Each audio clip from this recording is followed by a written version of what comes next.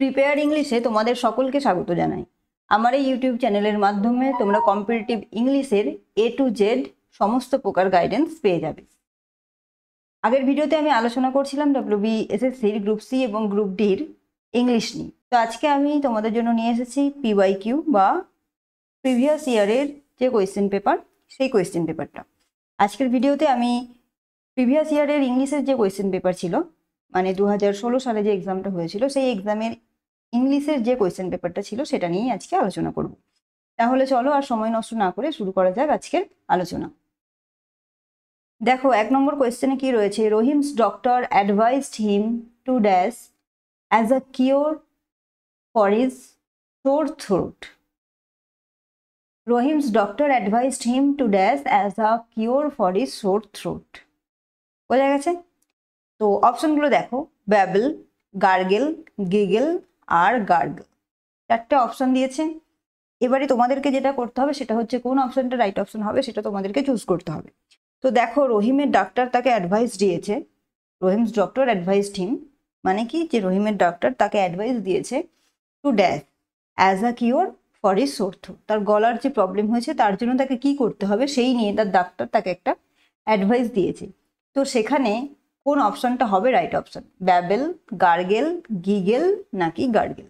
আচ্ছা, ব্যাবেল মানে কি? দেখো, BABBLE, ব্যাবেল।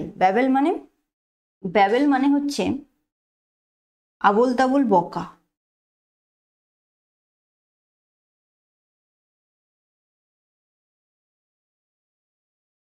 আর দেখো, গার্গেল, GARGLE, গার্গেল মানে কি? তোমরা জানো যে গলায় কোনো সমস্যা হলে গার্গেল করতে বলা হয়। তো এখানে সেই যে গার্গেল স্পেলিং সেটা হচ্ছে এই গার্গেল, মানে গলার সম্বন্ধীয়। ঠিক আছে? আর দেখো, গিগেল। গিগেল মানে কি? গিগেল মানে হচ্ছে মুখ চেপে হাসি। আর এই যে গার্গেল, GURGLE, গার্গেল। আর দেখো, অপশন বিতে বলেছে GARGLE, গার্গেল। আচ্ছা, গলায় যখন কোনো সমস্যা হয় তখন ডাক্তাররা আমাদেরকে কি বলে? গার্গেল করতে। মানে জল দিয়ে যে গার্গেল করা হয় তার ফলে যে শব্দটা হয় সেই শব্দটা হচ্ছে এই গার্গেল। ঠিক আছে? শব্দটা। তো তাহলে বুঝতে পারছো যে এখানে তাহলে কোন অপশনটা রাইট অপশন হবে? এখানে এই যে অপশন বি, GARGLE, গার্গেল, এই অপশনটা হবে রাইট অপশন। তো তোমরা কোয়েশ্চেনটা দেখে হয়তো অনেকেই বুঝতে পারবে যে এখানে গার্গেলই হবে, বাট স্পেলিংটা তোমাদের প্রবলেম করবে যে GARGLE হবে নাকি GURGLE হবে। তো মনে রাখবে, এখানে GARGLE এই স্পেলিংটা হবে right option. Okay, next question দেখো। A group of elephant is called. একদল হাতিকে কি বলা হয়? কালেকশন, হার্ড, ফুল আর লিটল। 4টে অপশন দিয়েছে। তো মনে রাখবে যে এ গ্রুপ অফ এলিফ্যান্ট বা একদল হাতি, তাদেরকে বলা হয় হার্ড, HERD, হার্ড। তো দেখো, এটা হচ্ছে একটা নাউন থেকে কোয়েশ্চেন দিয়েছে, তাই তো? A group of elephant is called. তো এই ধরনের এগুলোকে কি বলা হয়? এগুলোকে বলা হয় কালেকটিভ নাউন। বোঝা গেছে? কালেকটিভ নাউন থেকে তাহলে তোমাদের এক্সামে কোয়েশ্চেন দিতেও পারে। তো কালেকটিভ নাউনটা তোমরা তাহলে একটু ভালো করে পড়ে নিও। আর আমার গ্রামারের যে নাউনের ভিডিওগুলো আছে সেখানে তোমরা দেখে নিতে পারো। কালেকটিভ নাউন নিয়ে কিন্তু ডিটেলস ক্লাস করানো আছে।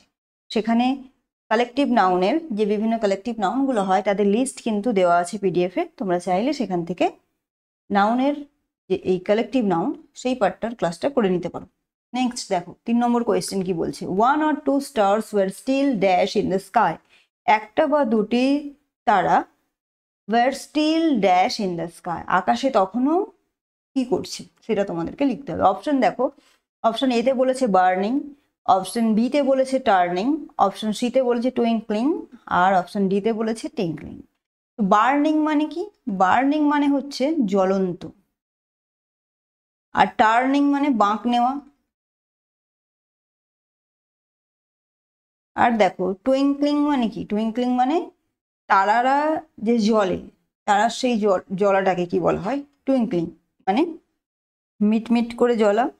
অথবা জল করা, ঠিক আছে।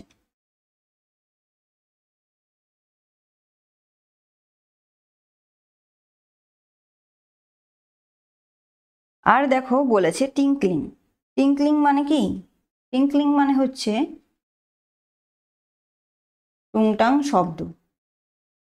তাহলে এখানে বুঝতেই পারছো, তোমাদেরকে বলেছে যে 1 or 2 stars were still twinkling. তারার যে জল করা বা মিট করা তাদেরকে বলা হয় টুইঙ্কলিং। বোঝা গেছে? নেক্সট 4 নম্বর কোয়েশ্চেন দেখো, what is the time dash your watch. Option দেখো ইন, বাই, অন আর অ্যাট। তো মনে রাখবে যখন এই ধরনের কোয়েশ্চেন থাকবে যে ঘড়িতে কটা বাজে এগুলো জিজ্ঞাসা করা হবে, তখন কোন প্রিপোজিশনটা হবে? তখন ইন, অন বা অ্যাট কোনোটাই কিন্তু হবে না, তখন হয়ে যাবে অপশন বি বা বাই।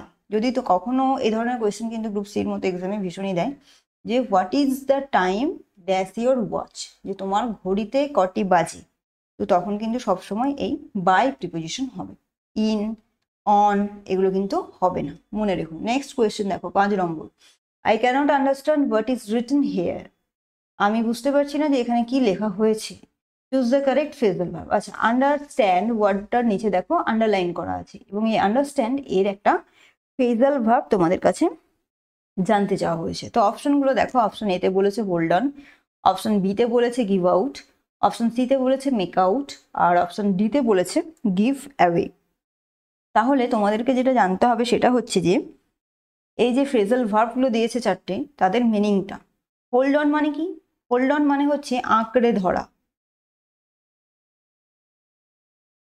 আর দেখো গিভ আউট, গিভ আউটের মানে কি? গিভ আউটের মানে হচ্ছে কোনো কিছু শেষ হয়ে যাওয়া।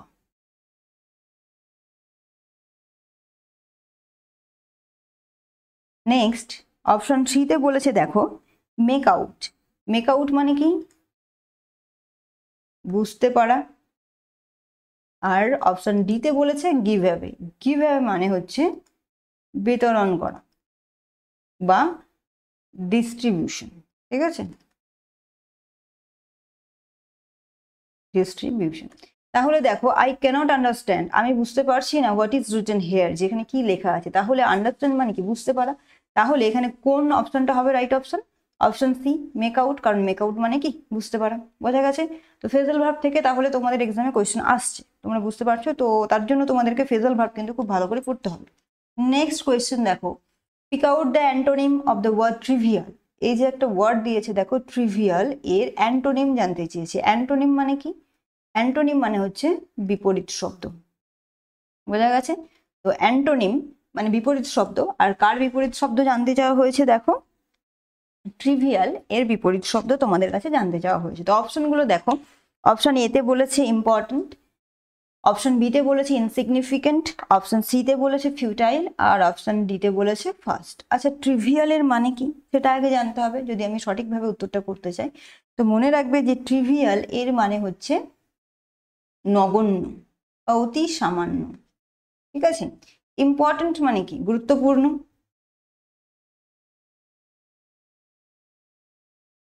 ইনসিগনিফিকেন্ট মানে যার কোনো গুরুত্ব নেই, গুরুত্বহীন। অপশন সিতে বলেছে দেখো ফিউটাইল, ফিউটাইল মানে নিরর্থক। আর অপশন ডিতে বলেছে ফার্স্ট, ফার্স্ট মানে কি? দ্রুত। তাহলে এবারে দেখো ইম্পর্টেন্ট মানে গুরুত্বপূর্ণ, ইনসিগনিফিকেন্ট মানে গুরুত্বহীন, ফিউটাইল মানে নিরর্থক, আর ফার্স্ট মানে দ্রুত। আর এখানে দিয়েছে ট্রিভিয়াল এর অ্যান্টোনিম বা বিপরীত শব্দ জানতে চেয়েছে। তাহলে এর বিপরীত শব্দটা কি হয়ে যাবে? এর বিপরীত শব্দ হয়ে যাবে ইম্পর্টেন্ট। ট্রিভিয়াল মানে অতি ক্ষুদ্র বা নগণ্য, মানে যার কোনো গুরুত্বই নেই, ঠিক আছে। তাহলে বিপরীত শব্দ হয়ে যাবে ইম্পর্টেন্ট বা গুরুত্বপূর্ণ। বোঝা গেছে? নেক্সট কোয়েশ্চেন দেখো 7 নম্বরে কি বলেছে, pick out the correct sentence. Correct sentence কোনটা সেটা তোমাদেরকে খুঁজে বের করতে হবে। দেখো 4টে সেন্টেন্স দিয়েছে। নাম্বার 1 বলেছে Bhupen do not know the way. বিতে বলেছে Bhupen do not knows the way. Option সিতে বলেছে Bhupen did not knows the way. আর অপশন ডিতে বলেছে Bhupen does not know the way. আচ্ছা, এই 4টে অপশনের মধ্যে কোন অপশনটা রাইট সেটা তোমাদেরকে চুজ করতে হবে। তো 1 নম্বর সেন্টেন্সটা দেখো কি বলেছে, Bhupen do not know the way. আচ্ছা, ভূপেন দেখো প্রত্যেকটা সেন্টেন্সেই রয়েছে ভূপেন, তাই তো? ভূপেনটা কি এখানে? থার্ড পার্সন, থার্ড পার্সন, তাই তো? আর থার্ড পার্সন থাকলে কি হয়? থার্ড পার্সন সিঙ্গুলার যদি থাকে, ভূপেন কি থার্ড পার্সন সিঙ্গুলার, তাহলে তার সঙ্গে কি হয়? সাবজেক্ট প্লাস ভার্ব, আর যে ভার্বটা হবে তার সঙ্গে এস বা ইএস হবে, তাই তো? আর তারপরে সেটা কি হবে? প্রেজেন্ট হবে। তো দেখো এই স্ট্রাকচার যদি হয় তাহলে ভূপেন, তারপরে ডু আছে, ডুটা কি? V1 প্রেজেন্ট, কিন্তু থার্ড পার্সন সিঙ্গুলার নাম্বার যদি থাকে তাহলে ভার্বের সঙ্গে কি হয়? এস বা ইএস হয়। দেখো কিন্তু এখানে শুধুমাত্র ডু রয়েছে, তার সাথে এস বা ইএস নেই, সো এই সেন্টেন্সটা রাইট সেন্টেন্স নয়। নেক্সট দেখো ভূপেন ডু নট নোজ, এটাও দেখো তাই, ভূপেন তারপরে ডু রয়েছে, but Bhupen third person, do এর সাথে ডাজ বা কিছু নেই, তো এটাও ভুল। 3 নম্বরে দেখো Bhupen did not knows the way, আচ্ছা এখানে ডিড নট আছে, সো সেন্টেন্সটা রাইট হতে পারতো, বাট এখানে নোজ করে দিয়েছি। যখন ডিড নট রয়েছে, ডিড কথাটা রয়েছে, তার সাথে নোজ কি করে হবে? সেটা তো হতে পারে না, তাই এটাও ভুল। অপশন ডি তে দেখো বলেছে Bhupen does not know the way, তাহলে দেখতে পাচ্ছ ডাজ আছে, ডুটা ভার্ব, ভার্বের সাথে ইয়েস যোগ হয়েছে, প্লাস নট নো আছে, তো option D is the right sentence. বোঝা গেছে যে থার্ড পার্সন সিঙ্গুলার নাম্বার থাকলে তার সঙ্গে যে ভার্বটা থাকবে সেই ভার্বের সঙ্গে এস বা ইয়েস হবে, তো এখানে ডু ভার্ব রয়েছে তাহলে ডাজ হবে। ঠিক আছে, নেক্সট কোয়েশ্চেন 8 নম্বর দেখো কি বলেছে। I regret to inform you that, I regret to inform you that the above would be the beginning of a letter conveying, আচ্ছা এই যে এখানে রিগ্রেট বলছে, এই রিগ্রেটের দ্বারা কি বোঝাচ্ছে সেটাই তোমাদেরকে জানতে চাওয়া হয়েছে। ঠিক আছে, sad news, denial, an acceptance আর অ্যান এমার্জেন্সি। তো স্যাড নিউজ মানে তো জানো যে কোনো দুঃখের খবর, তাই তো? আচ্ছা নেক্সট দেখো ডিনায়াল, ডিনায়াল মানে কি? ডিনায়াল মানে হচ্ছে অস্বীকার করা। আর দেখো অ্যান অ্যাকসেপ্টেন্স, অ্যাকসেপ্ট মানে তো জানো কোনো কিছু স্বীকার করে নেওয়া বা অ্যাকসেপ্ট করে নেওয়া, আর এমার্জেন্সি মানে একটা এমার্জেন্সি সিচুয়েশন। ঠিক আছে, তাহলে এবারে রিগ্রেট মানে কি? I regret to inform you that, that regret মানে কোনো কিছুর জন্য আফসোস করা বা হতাশ বা দুঃখ করা। ঠিক আছে, তাহলে এখানে হয়ে যাবে sad news, I regret to inform you that sad news. বোঝা গেছে? নেক্সট দেখো 9 নম্বর সেন্টেন্সটা দেখো, would you mind moving the car, question mark আছে, এবং কি বলেছে? দ্য অ্যাবাভ সেন্টেন্স ইজ, যে উপরের সেন্টেন্সটা কি ধরনের সেন্টেন্স এটা জানতে চেয়েছে। Would you mind moving the car, দেখো query, polite request, an advice আর সাজেশন। কোয়েরি মানে কি? কোনো কিছু জিজ্ঞাসা করা, পোলাইট রিকোয়েস্ট মানে কোনো কিছু পোলাইটলি রিকোয়েস্ট করা, অ্যাডভাইস মানে উপদেশ দেওয়া, সাজেশন বা পরামর্শ দেওয়া। তাহলে এই সেন্টেন্সটা দেখে তোমাদের কি মনে হচ্ছে? Would you mind moving the car, question mark আছে, এই দেখে কি মনে হচ্ছে এটা কোয়েরি? তা কিন্তু নয়। দেখো would you mind moving the car, একটা উড আছে, আর এই শুড উড এগুলো কোন সেন্সে ব্যবহৃত হয়? পোলাইট রিকোয়েস্ট করতে ব্যবহৃত হয়। আর কোয়েশ্চেন মার্ক থাকলেও দেখো would you mind moving the car, সামনে একটা কি রয়েছে? উড, আর আমরা কি জানি? উড, শুড, মডাল ভার্ব, এরা ইউজড হয় সাধারণত পোলাইট রিকোয়েস্ট করতে। তো এখানে রাইট অপশন কোনটা হয়ে যাবে? Polite request, option B is the right answer. Next 10 number question দেখো, all is it some humbly familiar matter today, humble meaning, আচ্ছা all is it some more humbly হতো এখানে, যাই হোক এটা একটা কবিতার লাইন, এটা উইলিয়াম ওয়ার্ডসওয়ার্থের একটা বিখ্যাত কবিতা সলিটারি রিপার, সেই কবিতার এটা লাইন। ঠিক আছে, তো এখানে দেখো বলেছে অল ইজ ইট সাম হাম্বল লে, এখানটা মোর কথাটা এখানে দেয়নি, তো যাই হোক যা দিয়েছে সেটাই দেখো। Familiar matter today, humble meaning, এই যে হাম্বেল দেখতে পাচ্ছ হাম্বেল, সেই হাম্বেল মিনিংটা কি তোমাদেরকে জানতে চাওয়া হয়েছে। উইক, কাওয়ার্ডলি, ইনসিগনিফিকেন্ট আর মিক। দেখো হাম্বেল মানে কি সেটা আগে তোমাদেরকে জানতে হবে। তো এই হাম্বেল মানে হলো নম্র বা বিনম্র এই ধরনের। ঠিক আছে, উইক মানে তোমরা জানো, কাওয়ার্ডলি মানে কি? ভীতু, উইক মানে দুর্বল, ইনসিগনিফিকেন্ট মানে যেটা কোনো গুরুত্ব নেই, আর মিক মানে ওই রকম লাজুক বা নম্র বা বিনম্র। তাহলে হাম্বেল এর কারেক্ট মিনিং কোনটা হয়ে যাবে? অপশন ডি, মিক। বোঝা গেছে? নেক্সট কোয়েশ্চেন দেখো, another baffling change that I notice in him nowadays is that he avoids to speak to me. Which part in the above sentence has an error? আচ্ছা, একটা sentence তোমাদেরকে দেওয়া হয়েছে এবং প্রশ্ন করেছে যে সেন্টেন্সটার কোন পার্টে এরর আছে। দেখো option A B C D দিয়েছে। আচ্ছা, এই যে দেখতে পাচ্ছ যে অ্যানাদার ব্যাফলিং চেঞ্জ, এটাকে তোমরা এ পার্ট করো। নেক্সট দ্যাট আই নোটিস, এটাকে তোমরা বি পার্ট করো। ইন হিম নাওয়াডেইজ আর ইজ দ্যাট হি, এটাকে তোমরা সি পার্ট করো। আর avoids to speak to me, এটাকে ডি পার্ট করো। তাহলে এবারে বলো যে সেন্টেন্সের কোন পার্টে এরর আছে। দেখো সেন্টেন্সটা একটু ভালো করে তোমরা লক্ষ্য করবে। কি বলেছে? অ্যানাদার ব্যাফলিং চেঞ্জ, দেখো এখানে কোনো এরর নেই।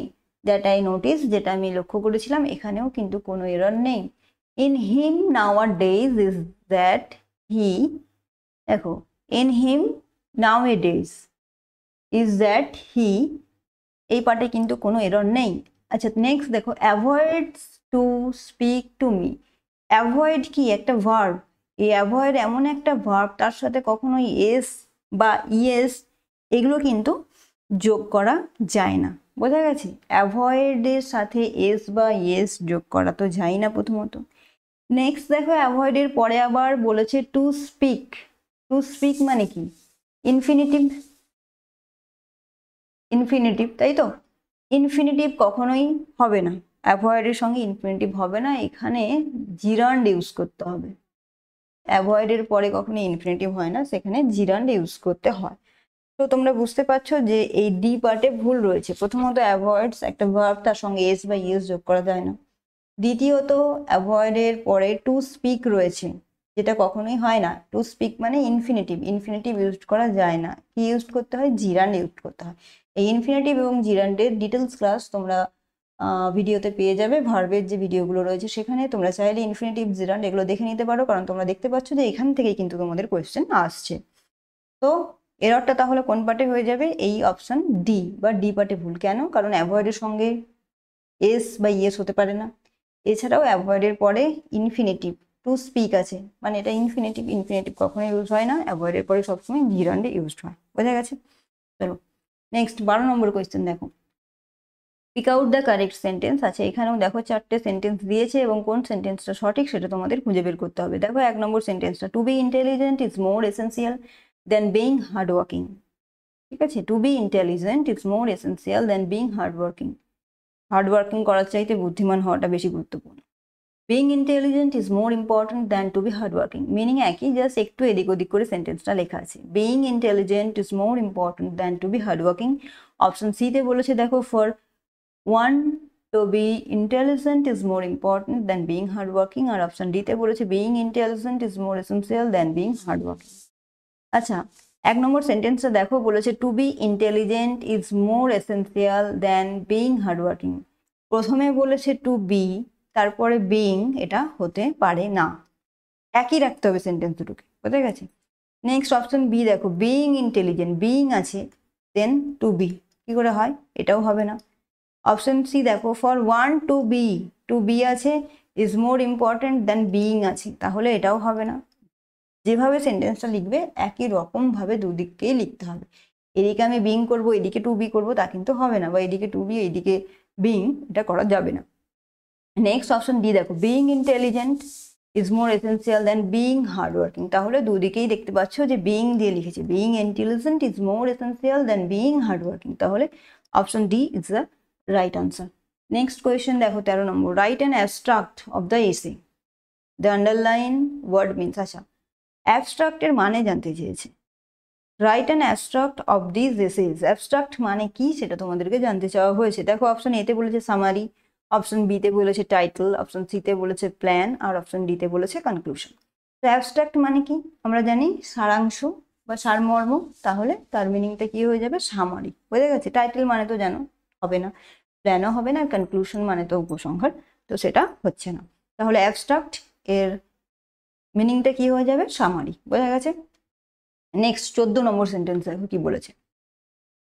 I will try to be in time, to be on time, but do not worry when I am late. Which part has an error? আচ্ছা, ABCD। তাহলে I will try, এটাকে তোমরা এই part করো। To be on time, এটাকে B part করো। But do not worry, C. আর when I am late, এটাকে পড়ো ডি পার্ট। বোঝা গেছে? এবারে বলতে হবে যে which part has an error, সেন্টেন্সটার কোন পার্টে ভুল আছে। দেখো I will try to be on time, ঠিক আছে, বাট ডু নট ওরি, কিন্তু চিন্তা করো না, হোয়েন আই অ্যাম লেট, আমি ঠিক সময় মতো চলে আসার চেষ্টা করব, কিন্তু যদি দেরি হয় তাহলে কোনো চিন্তা করো না, এটাই এর মিনিং। তাহলে I will try to be on time, ঠিক আছে দুটো পার্টেই, বাট ডু নট ওরি, কিন্তু চিন্তা করো না, হোয়েন আই অ্যাম লেট। তাহলে এখানে এই হোয়েনটা দেখো ভুল, হোয়েনের জায়গায় কি হবে ইফ, যদি আমার লেট হয়, তাই তো, যে আমি সময় মতো চলে আসার চেষ্টা করবো, কিন্তু যদি আমার লেট হয় তাহলে দুশ্চিন্তা করো না। তাহলে এখানে হোয়েনের জায়গায় হবে ইফ। তাহলে ভুলটা কোন পার্টে? এই যে ডি পার্টে হচ্ছে এররটা রয়েছে। বোঝা গেছে কি ভুল? চলো নেক্সট 15 নম্বর কোয়েশ্চেন দেখো। The boys who wanted to play football were disappointed when it rained. আচ্ছা, the boys who wanted to play football were disappointed when it rained. বাচ্চারা বা ছেলেরা যারা ফুটবল খেলতে চেয়েছিল তারা খুব হতাশ হলো when it rained, যখন বৃষ্টি শুরু হলো। The above sentence, এই উপরের সেন্টেন্সটা কি ধরনের সেন্টেন্স জানতে চেয়েছে? Complex sentence, compound sentence, simple sentence আর মিক্স সেন্টেন্স। তো দেখো এখানে দ্য বয়েজটা কি সাবজেক্ট, তাই তো? আচ্ছা, নেক্সট দেখো বলেছে হুটা কি হু ওয়ান্টেড টু প্লে, এই তো, দ্য বয়েজ সাবজেক্ট। তারপরে বলেছে দেখো হু wanted to play football, who wanted to play football, এটা কি? এটা একটা ক্লজ, কি ক্লজ? সাবঅর্ডিনেট ক্লজ, তাই তো, হু ওয়ান্টেড টু প্লে ফুটবল, তাহলে এটা হয়ে যাচ্ছে একটা সাবঅর্ডিনেট ক্লজ। তারপরে বলেছে দেখো ওয়্যার ডিসঅ্যাপয়েন্টেড, ঠিক আছে, ওয়্যার ডিসঅ্যাপয়েন্টেড, এটা কি? ওয়্যার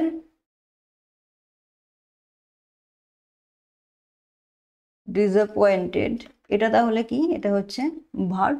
আর তারপরে বলেছে দেখো when it rained,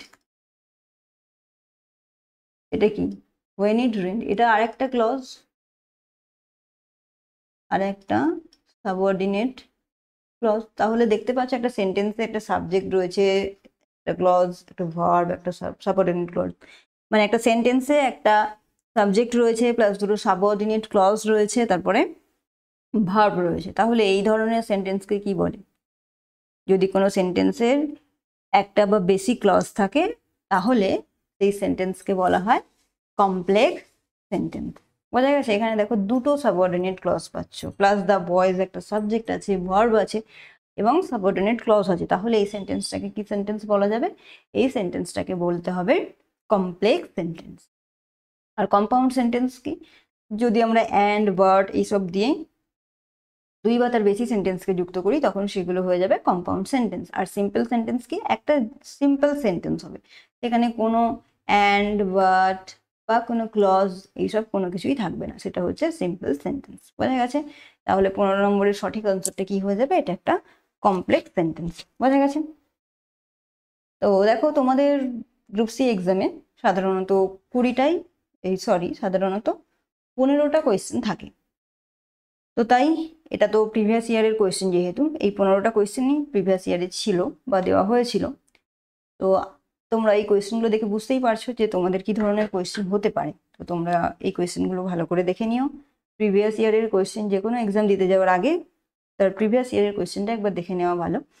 তো তোমরা কোয়েশ্চেনগুলো দেখে নিও, আশা করি তোমাদের কোনো সমস্যা হবে না। আর এই কোয়েশ্চেনটি যদি তোমরা দেখে নাও তাহলে তোমাদেরও একটা আইডিয়া তৈরি হবে যে কী ধরনের কোয়েশ্চেন এক্সামে হতে পারে। আর যদি তোমাদের কোনো প্রবলেম হয় কোথাও তাহলে অবশ্যই কমেন্ট বক্সে কমেন্ট করে জানিও। আর আজকের ভিডিওটি এই পর্যন্তই। ভিডিওটি যদি তোমাদের ভালো লেগে থাকে তাহলে অবশ্যই লাইক কমেন্ট শেয়ার করবে, আর পরবর্তী ভিডিও পাওয়ার জন্য চ্যানেলটি অবশ্যই সাবস্ক্রাইব করে রাখবে।